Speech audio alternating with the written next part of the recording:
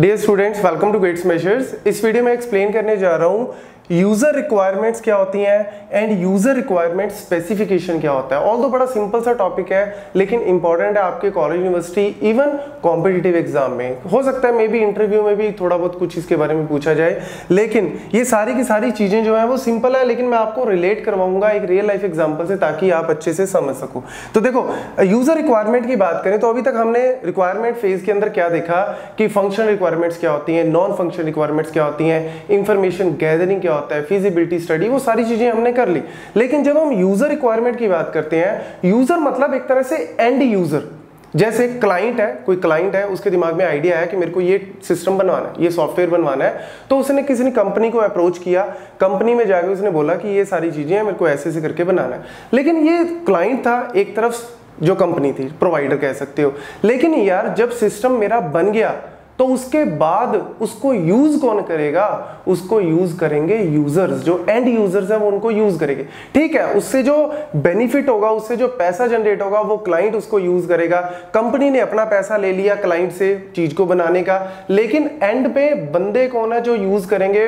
वो है आपके यूजर्स। तो यूजर की रिक्वायरमेंट क्या है इस केस में? मतलब कोई भी, मैं जनरल बात कर रहा हूं यहाँ पे, मैं किसी पर्टिकुलर एग्जांपल को लेके नहीं चल रहा। चाहे आप कोई भी सिस्टम ले लो, चाहे इंडियन रेलवेज का सिस्टम ले लो, चाहे आप किसी ऑटोमोबाइल कंपनी की बात कर लो, चाहे आप कोई भी लाइक अमेज़न वगैरह या फ्लिपकार्ट है, कोई रिटेल कंपनी की बात कर लो, या फिर आप कोई ऑनलाइन गेटवे की बात कर लो, पेटीएम है, या कोई भी इस तरीके की, आप एक जनरल तरीके से मैं बता रहा हूं। तो सबसे पहली और बेसिक रिक्वायरमेंट क्या होती है? Easy and simple to operate. मतलब जो भी आप इंटरफेस प्रोवाइड कर रहे हो, क्योंकि मैं ऑनलाइन की बात कर रहा हूं, तो ऑनलाइन के केस में जो भी आप इंटरफेस प्रोवाइड कर रहे हो, चाहे वेबसाइट है, चाहे आपकी कोई एप्लीकेशन है, जो भी इंटरफेस आप प्रोवाइड कर रहे हो वो इजी टू यूज होना चाहिए और सिंपल टू यूज होना चाहिए। मतलब जितना इजी हो सके उतना ज्यादा है। देखो, मैं आपको सिंपल सा एग्जांपल देता हूं। विंडोज पे भी आपने काम किया होगा, लिनक्स पे भी आपने काम किया होगा, और अगर मैं बात करूं विंडोज की, तो विंडोज का सबसे मेजर फीचर ही क्या था? ये विंडोज जो फेमस है वो इसी वजह से फेमस है, easy and simple to operate. आज के टाइम पे भी दोनों बराबर टाइम पे आए, मतलब विंडोज और लिनक्स 1980s के टाइम पे हैं, लेकिन आज भी अगर बात करें तो मोर देन 76% जो है, 76% से भी ज्यादा का शेयर डेस्कटॉप अगर ऑपरेटिंग सिस्टम की बात करें तो उसमें विंडोज का है, और लिनक्स का सिर्फ 2 या 3% के राउंड है। ऑल्दो लिनक्स ज्यादा सिक्योर है, ज्यादा फ्लेक्सिबल है, लेकिन आपकी इस फीचर की वजह से देख लो आप कितना डिफरेंस है। तो ये मैं आपको एक सिंपल से एग्जांपल से रिलेट करने की कोशिश कर रहा हूं। ऐसी एंड्रॉयड और आईओएस की बात कर लो तो एंड्रॉयड आईओएस के केस में फिर भी आप कह सकते हो थोड़ा सा कॉस्ट वाला फीचर भी आ जाता है, क्योंकि वो ऑब्वियसली आईफोन जो है वो महंगे हैं एज कंपेयर टू दैट। तो उस केस में हम इसको नहीं बोलेंगे इजी या फिर, लेकिन विंडोज या लिनक्स के केस में आप कह सकते हो कि यस, डेस्कटॉप ऑपरेटिंग सिस्टम में ये इसीलिए ज्यादा पॉपुलर है विंडोज। देन क्विक रिस्पॉन्स, दूसरी चीज हम चाहते हैं क्विक रिस्पॉन्स, मतलब मैंने क्लिक किया तो जल्दी से जल्दी जो है वो मेरी चीज ओपन होनी चाहिए। जैसे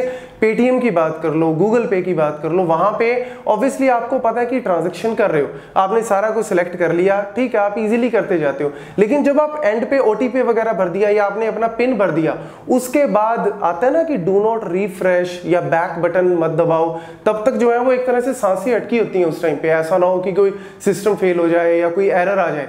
इन केस अगर एरर आ गया तो सीधा दिमाग में ओहो ये एरर कैसे आ गया, मतलब साथ के साथ ऐसे हो जाता है ना दिमाग में, चाहे 500 की ट्रांजैक्शन हो, चाहे 5000 की हो, चाहे 5 लाख की हो, मतलब कहीं ना कहीं दिमाग में तो ये चीज आती है। तो हम चाहते हैं कि रिस्पॉन्स मेरा क्विक होना चाहिए, ऐसा ना हो कि मैं वेट ही करता रहूं, मतलब वो चलता जा रहा है बफरिंग वाला इस तरीके से, 2 मिनट हो गए, 3 मिनट हो गए, तो जल्दी से जल्दी मेरा रिस्पॉन्स आए। ऐसे ही एरर्स, ऑब्वियसली सिस्टम जब चल रहा है, लाइव चल रहा है, बैकएंड पे बहुत सारे सर्वर्स वर्क कर रहे हैं, स्टोरेज एरिया नेटवर्क काम कर रहे हैं, बहुत सारी चीजें काम कर रही हैं, तो प्रॉब्लम तो आएंगी, एरर्स तो आएंगे, लेकिन हमारा सिस्टम उन एरर्स को कितनी जल्दी, कितने प्रॉपर तरीके से हैंडल कर रहा है वो ज्यादा इंपॉर्टेंट है। और आज के टाइम पे जो सबसे ज्यादा इंपॉर्टेंट चीज है वो है कस्टमर सपोर्ट। चाहे व्हाट्सएप की बात कर लो, चाहे आप डायरेक्ट कॉल की बात कर लो, हर एक कंपनी जो है वो कस्टमर सपोर्ट जो है वो उसके ऊपर सबसे ज्यादा वर्क करती है, और करना भी चाहिए।